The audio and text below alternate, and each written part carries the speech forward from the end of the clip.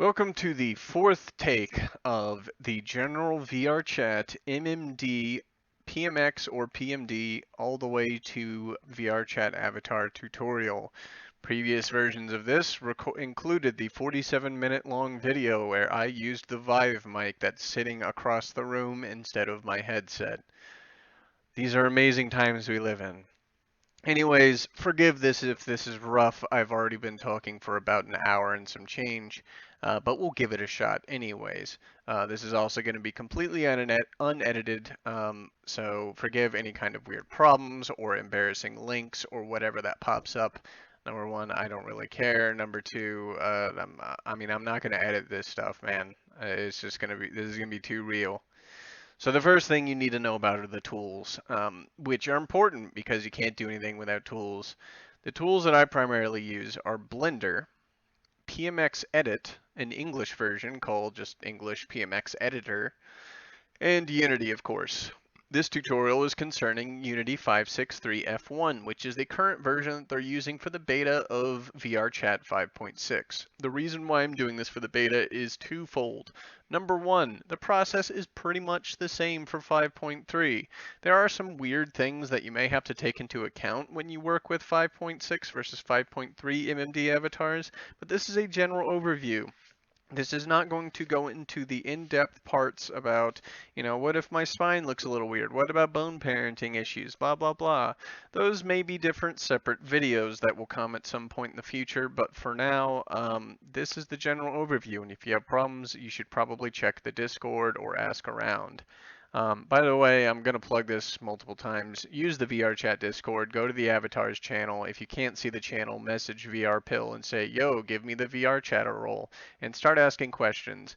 As long as you're not a jerk, and as long as you're kind of personable and you're willing to listen to help, and as long as you type like a decent human being, I think those are all the qualifiers, then people will help you out. So what we're going to do first is we're going to have a MMD model. So, oh God, that was horrible grammar. The MMD model that we are going to use, I'm going to open Pmx Editor, which you can find just by Googling. Like, just look for Pmx Editor English and find the latest version, and you get this thing. Pmx Editor does a bunch of different things, but I use it for exactly one purpose, and that is for name repair, which I will go over briefly. What we'll open is we're going to open up this model that I found, which was made by someone on DeviantArt. I think I did it in the previous video. I don't remember what it was, but they oh, here's the credits right here. Here's the person. They did the modeling, the debugging. Oh, and it's Dream Shards did the edit. There you go. So this is the model that we're going to bring into VRChat. There's a couple things we're going to remove from it for the sake of polygons, like the headphones, these necklaces, these bracelets that you can't really see. We're not going to do a full, actually I take that back. We're not going to bring this all the way in because this is going to require full decimation, and this video will not cover an entire full decimation that can take upwards of hours, and I don't want to do that. Maybe some video in the future, I'll have like a time lapse of doing it. But what I'm going to do is show you the components of decimating a model, and you can kind of stick them together and figure it out. A lot of the theme of VRChat tutorials and figuring things out for VRChat is knowing the general guidelines and then smashing buttons until either you succeed or your computer blows up. So yeah. So anyways, we're going to bring this model in. If this was a Japanese model, we would need to change the names for all these bones and for the materials and stuff. Well, we wouldn't need to, but it makes it convenient. The way you do that is by going to Edit and going to Name Repair. And you can list each, make sure you do this, hit Set Sequence. Don't hit Replace. What we're going to do is we're going to go to each one, and we'll hit list names. It'll list off all the names of all the different, in this case, materials. And there you go. There's all the different materials. Here's all the bones. Oh, shoot. There you go. Look at that. These are in Japanese. Let's show you an example. So I want to translate these, right? So let's hit right-click, hit Select All, right-click, hit Copy. The reason why I'm doing it that way and not Control-C or Control-A is that this text box is weird and it doesn't play nice. Let's open up Google, and let's go to translate.google.com. We're going to plug in the Japanese. We're going to get a translation. We're going to go down here. We're going to click on Copy. Go here. right click, select all, right click, paste, and we're gonna hit repair and hit yes and hit OK. Now look at that, we've replaced all those names with badly translated versions. The same thing applies to everything else, to the morphs too. Let's do that. Copy, paste, copy, and now paste. Repair, yes, OK. There you go. I mean, you just do this to each one of them. Honestly, the body, I don't know. I don't really care about changing these. Some of these never appear. Like, they don't appear in Blender. They don't appear anywhere, so you don't need to worry about them. The main ones are bone and morph, and material. So anyways, once you've done everything, we're going to go ahead and hit save. So I'm going to hit save as.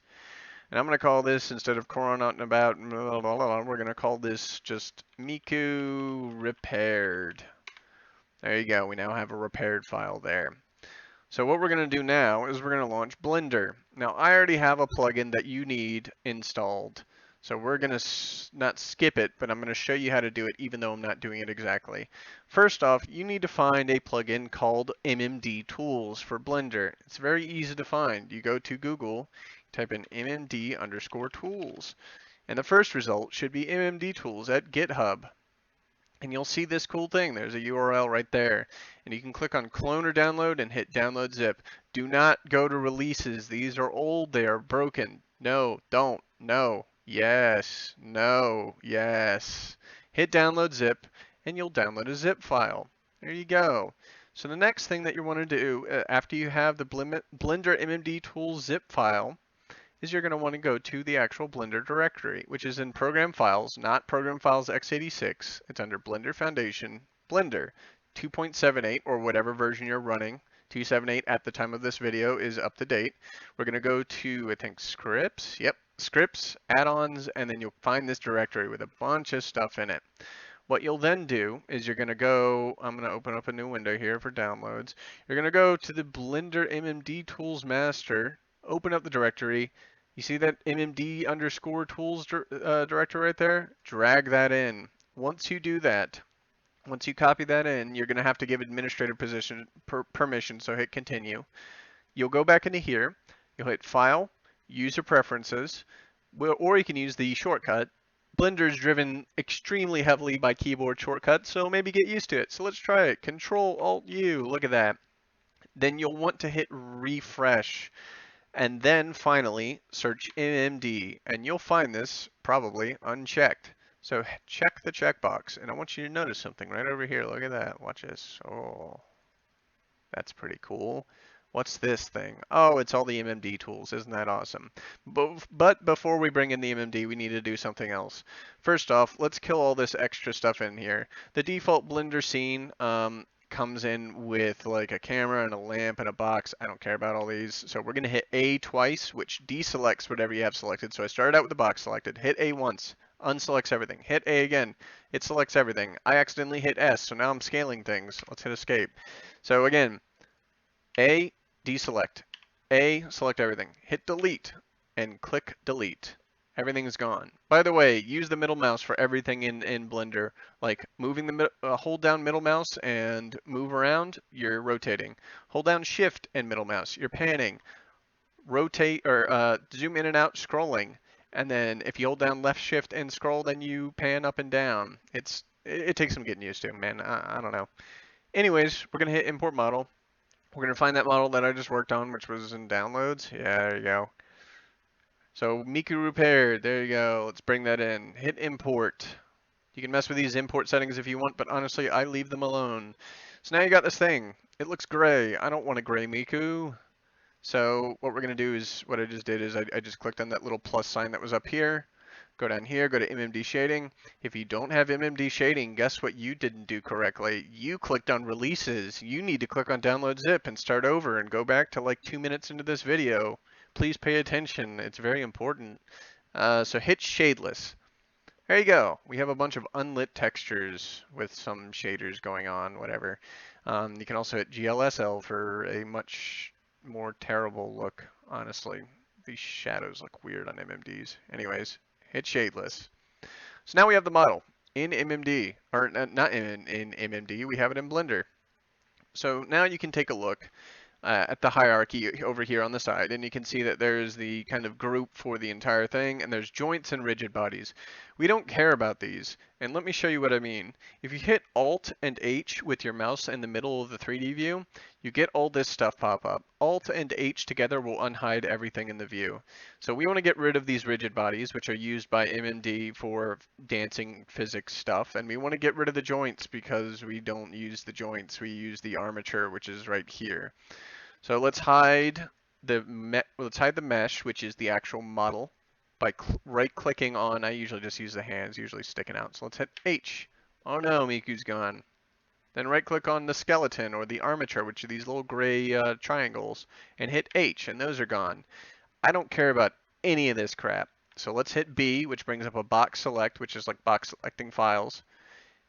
Select everything and hit delete and hit OK, and they're all gone. Look at that. Now all I have is the armature and the mesh, and we can bring them back by hitting Alt H.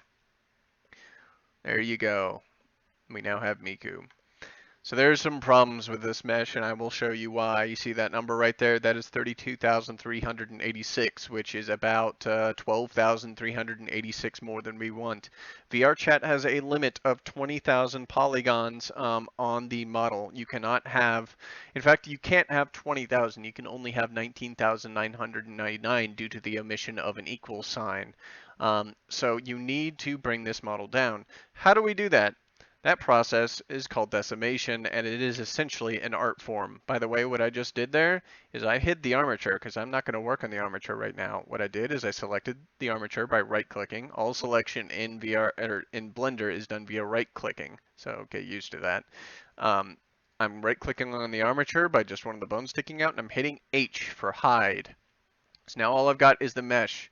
But this mesh is all one big mesh. I selected the mesh there, and I'm going to hit Tab to enter edit mode, and oh my god, it's all one giant mesh. This is horrible. I can't work with this. I can't decimate this. I can't delete extra stuff this way. So what I'm going to do is I'm going to make sure I have the model selected and hit this Separate by Materials button on the Mmd Tools tab. It'll take a second while it thinks. And there you go. I now have a bunch of different mesh groups that are each separated out by the material that is applied to them. This is exceptionally useful because now instead of me right-clicking on headphones and getting all of Miku, I right-click on Miku, or I right-click on the headphones and all I get are the headphones. It's amazing. But guess what? I don't want the headphones because that increases poly count. So what I'm going to do is I'm going to right-click on the headphones to select them, hit delete, and they're gone. I'm going to do the same thing to this necklace, which includes this bracelet down here with these orbs on them, which is extremely poly heavy, and I'm going to hit delete, and they're gone. And look at that. My tries are already down. I think I went down by, what, like 2,000 or something? That's fine. Now, I don't want Miku to have glasses, so this one's a little bit more complex because this is actually several objects. The lens is an object, the frame is an object, and there's a bunch of other garbage in there too. So the best way to do this is actually to go over here and find all the different things that look like they're related to the glasses. So let's just hit right-click and hit delete, right-click and delete, right-click and delete, right-click and delete. Look at that. Look at that. The mesh is down even more. So that covers basically deleting things that you don't want to include. Now there's a second, there's three components to decimation, and we are already in decimation mode. The first one is deleting objects that you don't care about by materials, which is what I just did. Excuse me, what I just did. The second thing is deleting unused vertices. This is a little bit more complex. So each of these mesh groups consist of vertices, which form tries, which form faces, which form the complete mesh. And I'll show you that right here. So this is a vertice, or a vertex in the singular form. This is an edge. Three edges, or three vertices, form a face. And the faces all together form a mesh. So what we want to do is we want to find parts of this mesh that won't appear, basically, you know, when we bring it into the game, you won't be able to see them. So we want to remove them. Common cases for that are, and again, I'm hitting tab to go in and out of edit mode. I forgot if I said that or not, whatever. Cases for that are like things underneath this hoodie. Like, is there anything under this hoodie? Let's see. Oh, there kind of is. What's this? What's this thing? I have no idea what that is. It looks like it's supposed to be some kind of top, but you're never going to be able to see through that hoodie. So, let's just go ahead and find where that's listed. Underwear. Oh, we probably don't want to delete that. So what we have now in this case is we have underwear that will be visible if someone is being particularly, what's the word? Lewd. We'll work with that. And then we have top underwear, which is like this kind of sports bra thing going on here. It's not even textured. Like it's not going to be used. It's not going to be seen. So what we want to do is we want to hit tab. And now we can see that the mesh on the underwear down there and then the mesh up here are both selected because they're part of one selected mesh group. And the reason for that is because this was one material that applied to both of them. And when we separate by materials, it separates, well, by materials. So what we can do here is let's select one vertice here, one vertex. Damn it, I keep doing that. We'll select one vertex here, and I'm going to hit Control L, which selects all linked vertices. So it's not going to select the underwear. You can see it's not orange, but it's orange up here. That's because all these vertexes, all these vertices are linked together. So if I hit delete now and say delete vertices, I now have gained back a bunch of tries. Not all that many, but a significant amount. And if I hit tab, I can see that my try count has dropped even farther. What is this thing? Necklace light. We don't care about that because the necklace is gone. Delete. Pink glasses frame. Delete. So yeah, you'll just find things that you can remove. Again, that's Alt H to unhide. And that's part of it too. You find parts of meshes that aren't going to display, and you can kind of the way I do it is I kind of flash it on and off like this, and I look for parts that aren't going to display. Some of this can be kind of deceptive though, because like you're seeing me flash this on and on, right? And you're probably saying, hey, remove all that stuff underneath the bottom of the hoodie. There's a problem with that. So even though this part isn't visible from up here, it is visible from down here. Some of this mesh could probably be deleted on the outside, so let's take a look. I'm going to select the skirt. I'm going to hit tab, and what I'm going to do instead of viewing the vertices just as one, as like whatever I can see visibly, I'm going to hit this button down here, which allows me to see through the mesh. Basically, it's kind of an X-ray mode. And I can see that even though there's two kind of frilly layers to the skirt here, there's only one layer up here. And that's the layer that you see if you look up the skirt. So if I remove this here, in fact, I will do it. So I'm going to select all this here with box select, and I'm going to delete that thinking, oh boy, that'll help a lot. Actually, that was the incorrect one. We will hit delete faces instead. Oh boy, that'll work great. Oh shit, wait, that looks awful. It might actually not be that bad if you do that. So yeah, actually in this case, it's not that bad because the skirt or the hoodie covers it up kind of. But now you can see like all the way up and you can see that kind of thing. So if you care about that sort of stuff, then you probably wouldn't want to remove that. Let's see what else. What else? So that's basically what you would do. Actually, in the last video, I found a pretty good example right here. So you see this like little bit of thigh here and then these socks. These socks right here cover up a little bit of this, and you could save a couple vertices by editing and selecting, say, these vertices here, and we'll say, oops, that's not what I want to do. We'll say delete faces. No, that won't work. We need to do, well, we can safely delete vertices here. Play around with these options, see how they work as far as like deleting by different types of deletion. So anyways, now we've deleted those, and we saved a couple of tries here and there. But problem is this isn't going to work all the way. You can't just keep deleting stuff until you've got like a model that's got nothing on it, but hey, you're under 20K. That won't work. So what we're going to do is something called decimation. Decimation allows you to basically simplify the mesh of an object and turn it into something less complex. So what we're going to do is we're going to do these shoes because they're pretty complex, honestly, and we can save a couple of save some polys by messing with these. So what you're going to do is you're going to select them in object mode, which is just the orange outline mode. What you then have to do is you have to delete the shape key off of whatever you're decimating. So let's stop here because this is important. If you're running alongside with me and you're saying, man, but I should decimate the face. It's got tons of polys in it. Look at all that crap. Holy crap. Well, actually, you could delete a lot of this back here. But like, look at all these. You could totally delete this stuff here and save a bunch of polys. There's a problem. the face has shape keys that are important when you say want to add in visemes, which is basically your mouth moves as if you're really talking, or if you want to add in blinking, or you want to add in eye tracking. These things are called shape keys or blend shapes in Blender, and when they're used for VRChat, they're typically called visemes. Um, if you decimate the face, unless you do some kind of workaround, which I'm not going to cover here, but there are ways to work around it. If you decimate the face, you're going to make those look really bad. This kind of problem also applies to the hands, because when you're in VRChat, when you grip your trigger, your finger's going to bend. If you have decimated the finger, then you're going to get some weird artifacts because the computer has basically randomly or semi-randomly or deterministically, based on the settings you put in, removed some vertices to reduce the complexity of the hand. But reducing complexity means that it's going to be less capable of bending. So I'm going to select this mesh right here for the hand. I'm going to show you what I mean. If we undo the see-through thing so it's a little bit easier, you can see that the joints, the knuckles here, are slightly more complex than the long parts here. And that is because the person who made this MMD, or at least made the base model here, knew that the fingers would need to bend when it's being used in Miku Miku Dance.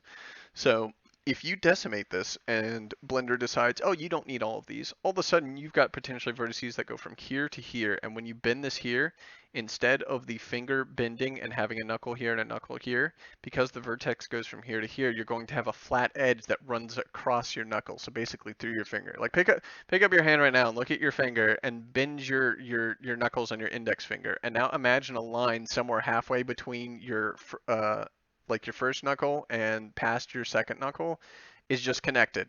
And it's just, it doesn't look good, trust me. So what I typically do as a personal policy, I do not decimate face, I do not decimate arms, hands, or legs. So anyways, I've talked all about this. What the heck is decimation? Decimation is, well, I've already told you what it is. How do you do decimation? So let's choose something to decimate, which we already did. We're going to do the shoes. How do you do it? Let's remove those shape keys that I've already warned you about. So delete, gone, whatever. Shoes don't have shape keys. It doesn't matter. Typically, only the face has shape keys that you care about. That statement may not be completely true for all models. This is, again, a general overview.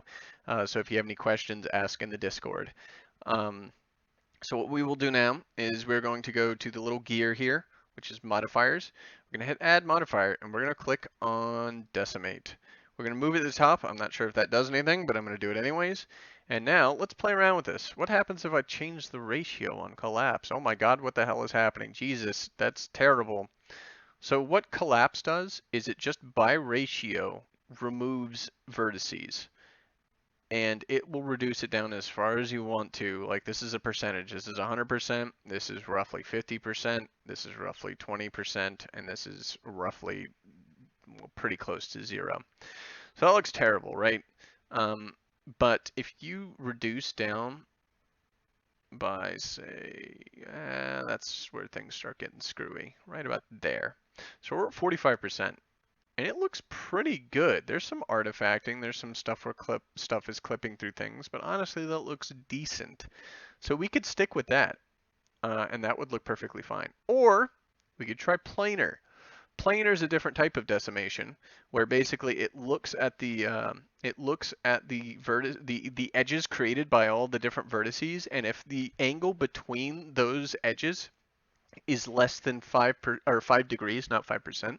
If it's less than 5 degrees, then it merges those faces. So that can result in so we start out with 1,360 faces here, and even with just a 5-degree limit, which is pretty conservative, we go down to 844. So I kind of like that. So we're going to stick with that. That retains most of the quality I care about. And we are going to hit apply. Now at this point, it is actually applied to the mesh. So that's not something that you can like undo later on. You can leave the application of the modifiers until the very end, or you can export and say keep the modifiers or apply the modifiers as you export, but that's up to you. Honestly, I just prefer to save multiple copies as I go, and then if I screw something up, then back up, curse myself, and redo all of the work. I usually improve anyways. Now, So we've decimated this and we've gotten back some tries from it. Now we may also want to look at it, see if there's any redundant geometry or if we want to do anything else. It looks pretty, this is about as good as these are going to get. Now something else I want to look at are these pins. Oh yeah. Oh God, screw those pins. There's some more in our back, aren't there? How many tries is this? Just in these 240 for these. Honestly, that's not too bad. Okay, that's not too bad. If you want to keep those pins, they're kind of cute. They break up the monotony of the gray hoodie in the back. So honestly, in some of those cases, you probably don't want to mess with those, but that's a rounded object, and rounded objects tend to be very expensive poly-wise. Other objects you might want to look at for decimation are hair. Hair is usually really bad. Hair also usually is split into multiple parts when you do split by materials. Any rounded objects, so these might be bad. Nah, they're not terrible. I know on this model that these little strings are pretty heavy. Um, and the face, of course, is the main contributor here with 7,196. But one thing you might have noticed about the face before is that it's got a huge amount of crap like up here that we just don't care about. So again, I hit that button to see through the mesh there, so I can see all the stuff between there.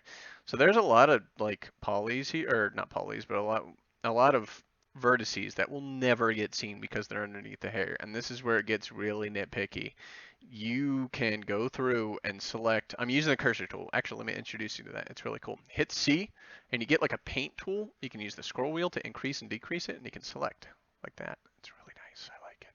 So what I'm going to do is let's go ahead and delete these and see how awful it looks and see how much we save. So again, we're starting out with this at 7,196, which is almost half of our budget for polys. So it may actually be worth and you hit escape to get out of the select tool. It may actually be worth getting rid of these. So that looks like it's safe-ish. So let's go ahead and hit delete. And let's say delete faces. So now we've got this. We've dropped down to 6560. It looks like a lot of this stuff is in the ears. Jeez. Jeez, jeez, jeez. This would be a challenge to decimate, honestly. This is pretty interesting because I wouldn't want to actually decimate the face. I would only want to remove vertices. So now we're down to 27,547, which still isn't that bad. So anyways, those are the different types of decimation, the different techniques. What I encourage you to do is mix and match and try all these different techniques and see how low you can get your mesh. Oh, there's a black glasses frame we can delete. Oh, that was a couple. So anyways, and some expressions. Those are probably inside the head. That's another thing to look for. A lot of these MMDs will have little expressions inside their head. You see that? There's like these little blushes and little star pupils and things like that, and little eyes. We can totally just delete those. Yeah, look at those. These are nicely organized. So we'll hit delete, and we'll probably save quite a few polys out of that. Yeah, we got down below 27. So anyways, when you're ready for export, I would save a copy first. And then what you're going to want to do is select every single one of these meshes on the side here, and we're going to join them together. This is for performance reasons that I'm not really going to explain in detail, but basically if you have a model that has more than one mesh in Unity, it requires a skinned mesh render for each mesh, and each one of those skinned mesh renders counts as an additional avatar, essentially, when you're talking about performance. And keeping performance in mind is super important. Like, don't build avatars that are going to crash people because you've done some kind of dumb optimization or none at all. Like, it's important, and it's not actively enforced right now, but if you have an avatar that consistently is a problem, you're probably going to get called out by other players and then eventually by moderators, and that's no fun. So anyways, you got all these selected. Move your cursor into the middle of the 3D view and hit Control J. Everything is merged on one single one. Apparently this is now called underwear. We're going to call it body instead, out of habit. I'm also going to rename this Armature out of habit. Just good practice for future stuff, trust me. And then we can export. So let's go to File. We're going to go to Export. And we're going to FBX. So now, what we're going to do is we're going to export this, and we're going to put it into the same directory that we pulled it out of. I have a VRChat export preset, which I'm going to switch to and let you look through. So this is what I have here. I am going to deselect selected objects because I want to export everything in the scene. So now that's my main settings. There's geometry, armatures, and animation. Just go back and, just pause the video if you need to check on each of those. Anyways, we're just going to go ahead and export that. We're just going to call it Miku export. And we're going to hit export FBX. There you go, and we're done, at least with this part. So let's minimize Blender here, and let's bring up Unity 563 F1. Again, I'm going to use 563 because it is the version that this video is probably going to get the most views on. Oh, and it loads up into the Cerno thing, which is good because that's what we're going to use, and I'm actually going to delete this one because that's the one I used for the example in the last video. So what I'm going to do first off is I'm going to show you what you should copy when you switch this, when you bring it into Unity, but then I'm going to switch over to a different model because this one has too many polys. Actually, you know what? I'll just bring it in anyways, and I'll show you what it looks like when you screw up. That's always good. So let's make a folder. The way I usually lay out my assets is I have all the random crap that it wants to dump in the root directory can go there. And then avatars is where I put my actual avatar stuff. We're going to delete test because we don't need that. We're going to go to a new folder. We're going to call it just Miku. So let's open up Miku. And let's look at the folder where we brought everything in. This is where we were doing the work. And there's the Miku export.fbx that we just did. So we're going to make a new folder inside of the Miku folder, and we're going to call it textures. And what we're going to do is we're going to take the two texture folders. This may be laid out differently depending on the model that you're bringing in. Actually, you know what? Let's just pull the textures out directly. So I'm going to take the texture files and dump them right in. Do textures first. Do not bring in the model before you bring in the textures, or it's going to screw up. So bring in both anything that looks like a texture. It's fine. Just bring them in. So now I'm going to bring in the FBX. So we'll go back up to the Miku directory. We'll bring in the FBX here. And there you go. We have Miku. Excellent. Let's drag her. Actually, before we do that, before we put it in, and I always forget this part until too late, go up, select your FBX in the asset view. Go over here, make sure you're on the rig tab, hit humanoid, and hit apply. Now, I haven't tried rigging this avatar yet, so I don't know if this one's going to work out. After you hit apply, hit configure, it's going to ask you to save the scene so you can come back to it. And then let's take a look at the way that this avatar is rigged. So there's some potential issues that I already see. Actually, no, it should be fine. So basically, this is where you tell Unity what parts of the body to use for what bones. Bones basically tell where the mesh should move. So you can see that this is the lower arm. This is the upper arm. They don't normally have gaps here, but in this particular case, I think this would work fine. You can see that the hands are quite complex. There is the palm bone, or the wrist bone. Then there's the first fingers, or the first knuckle, second knuckle, and the third knuckle is invisible, but it's still there. The way you assign this, I'll show you using the toes because that's easy, is first off, you find a bone that you want to assign. So let's assign the toes. Yeah, let's do that. Let's select a bone that's close to it, and then we can zoom down in the hierarchy. You can see that it highlights it in yellow when we select a bone. So there you go. Oh, it's the right toe. Let's put it on the right toe. Bonk, done. Do the same thing for the left toe. Give me that bone. Left toe, done. There you go. And then you hit done, apply, and there you go. You're now rigged. Rigging can be difficult. It is not a simple, straightforward process, especially with complex models. So if you don't get it right the first time, don't fret. Just try it again, mess around with it. Basically, just assign what looks like it should belong. MMDs have a lot of weird twist bones and stuff like that, so it may actually get fairly complex in some cases. So you may just have to bug people on Discord for that, and maybe I'll make a video in the future for some of the common rigging problems. I know I've run into a couple of them. So once you got the rigging done, cool, now we can actually finally put the avatar into Unity. Oh, and she's really tall. For reference, this Cerno here is 1.3 meters tall, and this Miku is very tall, and also her eyes look really creepy. So what we're going to do, first off, let's take a look at the materials. So these materials right here are basically they tell Unity how to render and how to display the textures on the character. The materials have shaders attached to them, and shaders, in a technical sense, shaders tell the graphics card what to color a pixel on the screen wherever that model is. So what I'm actually going to do is I'm going to change all of these materials to cube shaders, and you can find these on the internet pretty easily. Look at that. That looks great. That looks anime as hell. So Cube Shader, or Cubed, is a guy who I think I'm like 99.9% sure he actually works for and gets paid by VRChat, and he also is a VRChat player who's been around for a very long time. He wrote a shader that's good for MMDs and for like anime type characters, that kind of thing.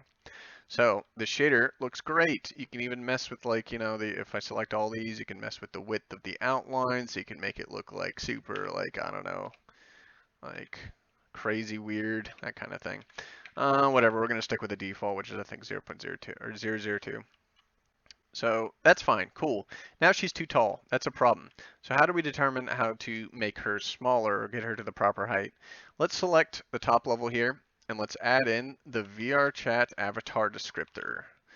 This basically tells VRChat how your model should, how it should act in regards to view position and in regards to the animation that it applies to it. In 5.6, you also have custom sitting and standing animations, and you can also set up what are called visemes or visemes. I'm never quite sure, which is basically your mouth moving with your speech in game.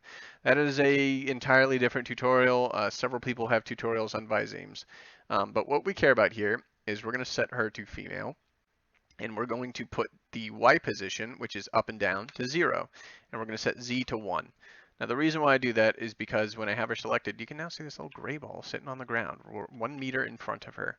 And now we're going to set this to say, how tall is Miku? I don't know. Let's just set her to 1.6 meters. So there you go. This is 1.6 meters off of her origin point.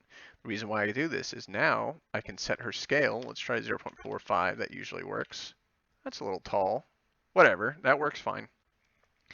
And now she is like, I don't know, that looks like maybe 1.7 meters tall, 1.8. Yeah, now she's 1.8 meters tall. She's almost 6 feet tall. I think Miku's pretty tall. I don't remember. So anyways, what we want to do now is we want to bring in this viewpoint. This is the viewpoint for your camera on your your viewpoint as the VR user or desktop user, whatever. So we want to bring this down. You can click on these little the arrows here to kind of place yourself in a front-on view. So it makes it very easy to zoom in and say, okay, well now I want, let's get it in line with the eye. So first let's bring it in a little bit closer. Let's try 0.2. Basically what we're trying to do is get it in between the eyes. So I'm going to drop this down to 1.7. Nope, 1.6. That's too low. 1.62. 3, 2. Cool. So that looks probably just about right for that. Yep, and it's in the middle of her eyes. Looks great. So we're going to come back out, and now we're going to bring this in. We're going to try 0.1, 0.087. That's right inside of the middle of her face right there. So it's kind of embedded in there. The cool thing is that your head shrinks down in your local view, so it's not like your camera will be blocked by the head of the character. Some people set this as low as 0.02. It makes for a more realistic feeling with your arms out in front of you. They actually feel like that they're the proper length. I do that as well, and I haven't run into too many problems with it just yet. So you can set that to 0.02, which is probably the minimum safe distance, and then it'll feel a little bit better. So we'll stick with that. So anyways, we've got this model set up and it's ready for upload, except there's a problem, and I'm going to show you. If you haven't installed the VRC SDK yet, all you have to do is download the SDK from the VRChat website, click Import Package, Custom Package, find it, click Import, and you're done, and this will pop up. So I'm going to show you what happens when you have too many polys. Oh no, Miku export has 26,875 polys. This is too many polygons. It must have less than 20k and should be less than 10k. Well, shit. So we can't use this avatar. That's a shame. But it doesn't matter because we have these other avatars that I have decimated, and I can show you what that looks like. So let's upload Cerno here. This one is Cerno, which one? This is Cerno 2. Don't organize things like how I do it, it's awful. So what you do is once you have your model all set up, you can hit build and publish, and it will do some stuff. It may or may not future proof. You don't have to do that. I don't know about that, man. I just kind of let it do its thing. And then this screen will pop up. And then this screen will pop up. There you go. And you can see, oh, well, it's Cerno, and she's got an image there, super zoomed in her face, and that kind of thing. All you do is you just fill out a name. You can click Upload Image if you want to put a new image in there. You click this thing to agree that you have the rights to upload it, and you click Upload, and it's uploaded. And you can go into VRChat, and you can use your avatar. That is the basic overview of how to get an avatar into VRChat. Of course, this avatar needs a lot of work. Her face would probably actually need significant work for it, and if I don't want to decimate her face, which is what I typically do, I would probably have to do some pretty heavy mesh removal and decimation to her hair, as that's probably the next biggest offender on that mesh. So this model is not done. I would have to go back to Blender and start from that point again and start messing with her. But you now have the basics of how to bring in Mmd into VRChat. It's as complex or as simple as you want it to be. If you find a model that's already under 20,000 polys after you remove the rigid bodies, then congratulations, you don't have to do basically anything. That's always the best solution. But in some cases where a model looks so good that you really want to use it, like in the case of Cerno, then you decimate it, you end up with something that looks pretty dang good, but still follows the rules. But yeah, that's pretty much it. Let's also cover DynamicBones as well, because that's pretty important. So I'm going to remove Miku from here. Actually, you know what? No, I'll keep Miku. So I'm going to show you something really cool. DynamicBones. So if I or not, let's back up. If I move this character back and forth, nothing happens. Look at that. She's just sliding around like she's on some kind of frictionless surface, whatever. If I move this character around, her skirt moves, her hair moves, the bows move. You know, it looks more realistic. The skirt won't pass through the body if it gets too close to it or something like that, which is an additional feature that may or may not be applied. So the thing that makes that difference is something called DynamicBones. It's an asset on the Unity store. It's $20, well worth it if you're willing to put a little bit of money into it. And it lets you do stuff like this. Let's go ahead and open up Miku Export, the root of the object again. And we're going to look at this thing right here, which is the Armature. And we can see that there are lots of different, these are the translated names, so they're going to be a little bit weird. There's lots of different bones. There's like the Hoodie, which actually apparently has bones. That's interesting. You could make that move. Then there's the skirt is somewhere. Where are you, skirt? Where's the skirt? Interesting.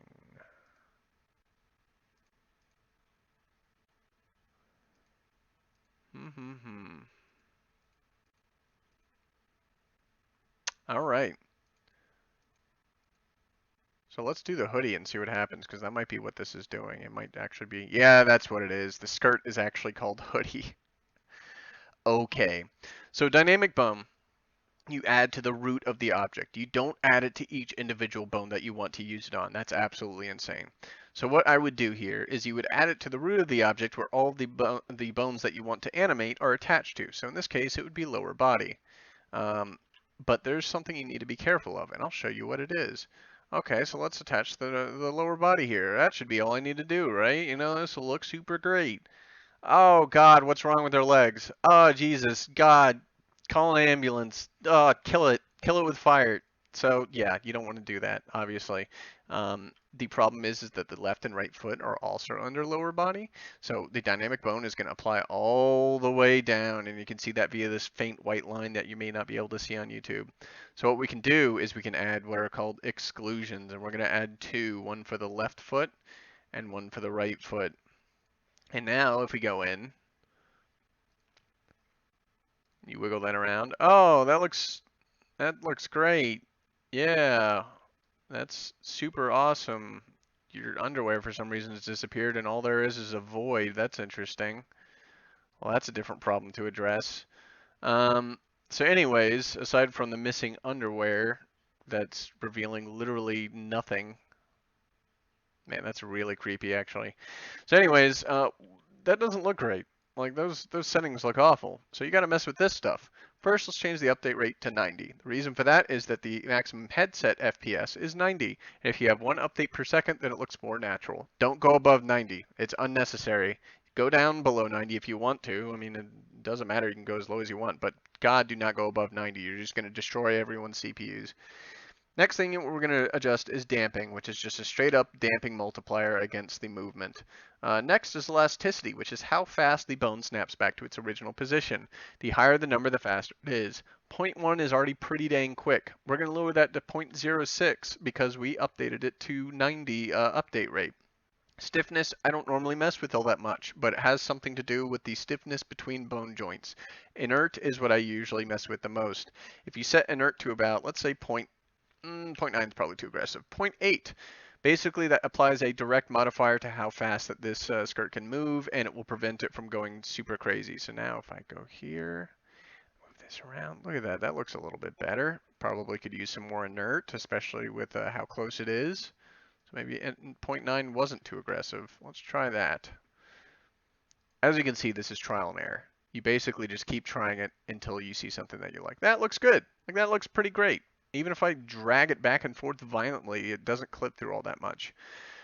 If you want to mess with dynamic bone colliders, which is this thing right here, you can. But I'm not going to tell you about it because that is not in the scope of this video. Basically, a collider, if you add a collider and you position it properly, and then you set the dynamic bone to pay attention to the collider, it will not move through the collider. It will be blocked by it. Colliders, however, can be expensive, so be careful. What I mean by expensive is not money expensive. I mean that it is it's processor intensive or GPU intensive potentially. So you just need to be careful. But yeah, that is how you add dynamic bones. So that's that particular part. I think we've covered just about everything that I covered before in the first iteration of this video. Again, the basic process is to, for an MMD, is to repair repair the names in the file so you can actually read them, unless you can read Japanese, in which case, more power to you. The next step is to bring it into Blender via Amd Tools, then decimate if necessary. Merge all of the meshes together. That is an important point. Do not forget that. Export as FBX.